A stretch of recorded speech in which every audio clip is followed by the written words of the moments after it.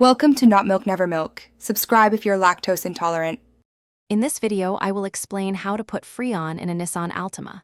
Before starting, prioritize safety by wearing protective eyewear and gloves. You'll need to locate the low-pressure service port, usually on the passenger side. Make sure your car's engine is running and the air conditioning is set to its maximum cooling and fan speed.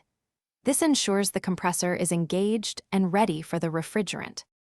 Now, let's connect the refrigerant. Take your charging hose and firmly attach the quick connect fitting to the low-pressure service port. You'll hear a click when it's properly seated. Before you start, give the refrigerant can a good shake to mix its contents. Then, carefully thread the can onto the charging hose until it's secure, but don't over-tighten it.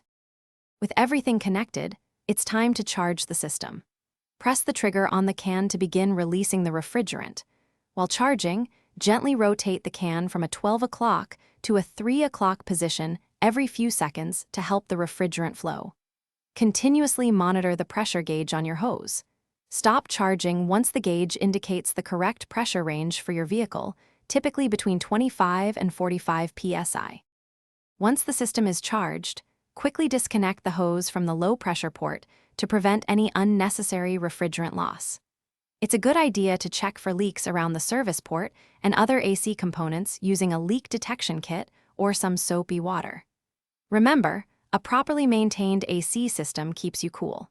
For more great deals and to check out the new Kindle Paperwhite, be sure to look at the links in the description below. Thanks for watching. If this was helpful, leave a like and consider subscribing. See you next time.